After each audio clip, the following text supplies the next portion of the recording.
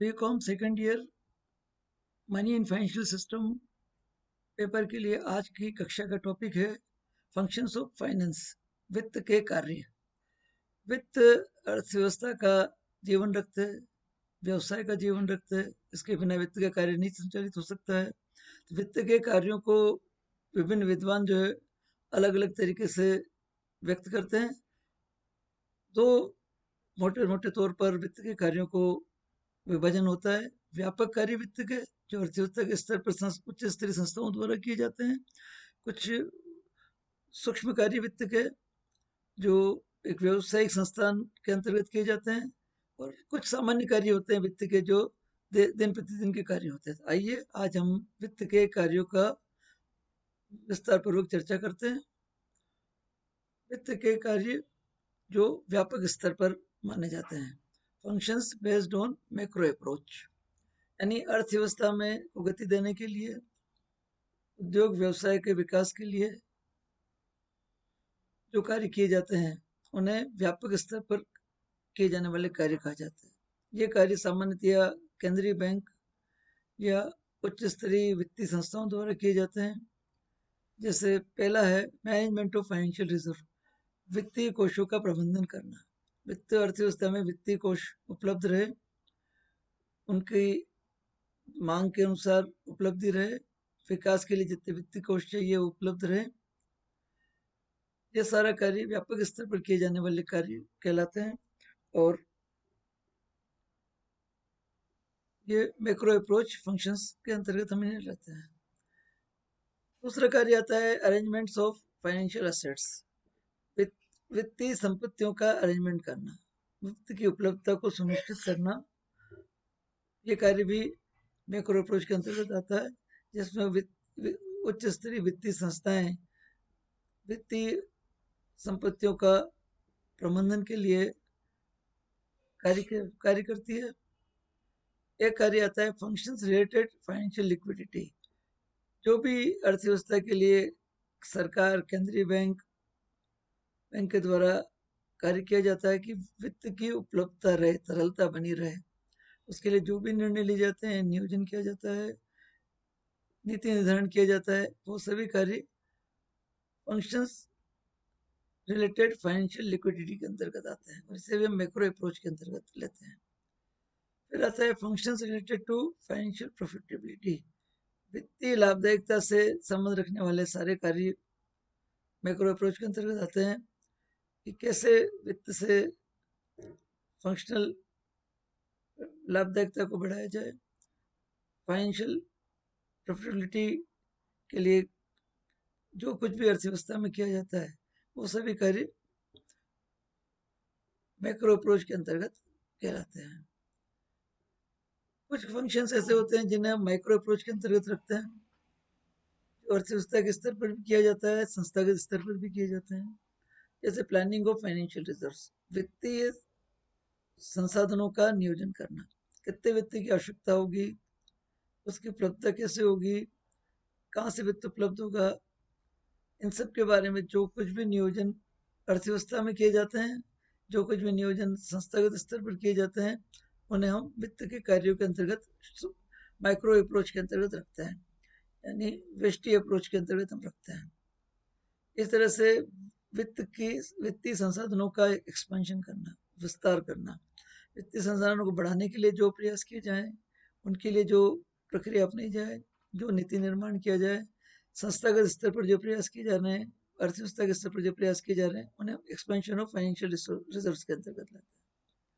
इस तरह से तीसरा कार्य आता है कंट्रोल ऑन फाइनेंशियल रिजर्व, वित्तीय संसाधनों का पर प्रभावकारी नियंत्रण भी बहुत आवश्यक होता है।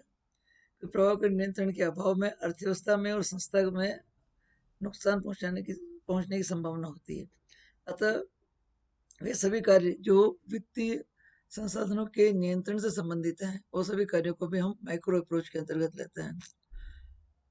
एक और महत्वपूर्ण कार्य माइक्रो अप्रोच के अंतर्गत आता है और वो है अलोकेशन ऑफ फाइनेंशियल रिजर्व्स, वित्तीय संसाधनों का अलोकेशन करना, आवंटन करना।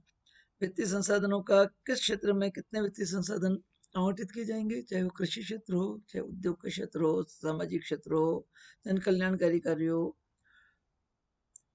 संस्थागत स्तर पर भी और अर्थव्यवस्था के स्तर पर भी। इस प्रकार प्लानिंग करना, एक्सपेंशन करना, कंट्रोल करना, एलोकेशन करना, ये सारे जो कार्य हैं वो माइक्रो अप्रोच के अंतर्गत, वित्त के कार्यों के अंतर्गत हम लेते हैं। इसके इन कार्यों के अलावा भी कुछ जनरल अप्रोच जो डे टू डे वर्क के लिए होती है, उन कार्यों को भी कुछ विद्वान जो है वो वित्त के कार्यों में सम्मिलित करते हैं, जो लेखाकार के द्वारा, रोकड़े के द्वारा किए जाते हैं। जैसे cash reserves and allocations, cash reserve रखना, उनका आवंटन करना, छोटे छोटे मदों के लिए मदवार उनका आवंटन करना, कैश रिजर्व्स की सिक्योरिटी, जो भी कैश संसाधन है उनकी सुरक्षा, उनके के संबंध में किए जाने वाले सारे कार्य, accounting of cash and credit funds, जो भी कैश फंड्स हैं, क्रेडिट फंड्स हैं, उनकी अकाउंटिंग करना, उनका लेखा रखना, उनका हिसाब किताब तैयार करना, ये भी वित्त के कार्यों के अंतर्गत आता है। Functions related with welfare funds, कल्याणकारी कोषों पर जो धनराशि व्यय की जा रही है उससे संबंधित कार्य भी वित्त के कार्यों के अंतर्गत आता है। इस प्रकार वित्त के कार्य बहुत ही व्यापक है। लघु स्तर से लेकर के उच्चतर स्तर तक जो कुछ भी वित्त से, धन से संबंधित कार्य किए जाते हैं, मुद्रा से संबंधित कार्य किए जाते हैं, जो अर्थव्यवस्था से के अंतर्गत किए जाते हैं, उन सभी कार्यों को हम वित्त के कार्यों के अंतर्गत सम्मिलित करते हैं। मैक्रो अप्रोच में जब हम बात करें तो फाइनेंशियल रिजर्व्स का मैनेजमेंट करना, फाइनेंशियल एसेट्स का अरेंजमेंट करना, फाइनेंशियल लिक्विडिटी बनाए रखने के लिए किए जाने वाले कार्य, फाइनेंशियल प्रॉफिटेबिलिटी बनाए रखने के लिए किए जाने वाले कार्य मैक्रो अप्रोच के अंतर्गत कार्य आते हैं, जिनमें अर्थव्यवस्था के स्तर पर सक्षम सत्ता द्वारा उच्च स्तरीय वित्तीय संस्थाओं के द्वारा निर्णय लेकर के, नियोजन करके इस तरह के कार्य संपन्न किए जाते हैं। कुछ कार्य जो माइक्रो अप्रोच पर होते हैं, जिनमें वित्तीय संसाधनों का नियोजन करना, वित्तीय संसाधनों का विस्तार करना, वित्तीय संसाधनों पर प्रभावकारी नियंत्रण स्थापित करना, वित्तीय संसाधनों का आवंटन करना, इससे संबंधित जितने भी कार्य हैं वो सारे कार्य व्यष्टि दृष्टिकोण के अंतर्गत आते हैं, और ये अर्थव्यवस्था में भी किए जाते हैं, संस्थागत स्तर पर भी किए जाते हैं।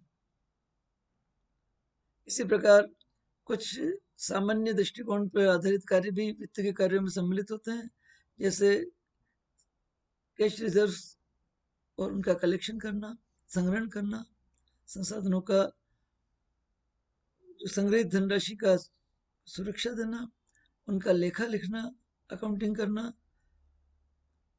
और कल्याणकारी कार्यों में जो धनराशि लगाई जा रही है, कल्याणकारी कार्यों में लगाई जाने वाली धनराशि का भी आवंटन करना, उसका ब्यौरा रखना वित्तीय कार्यों में आता है।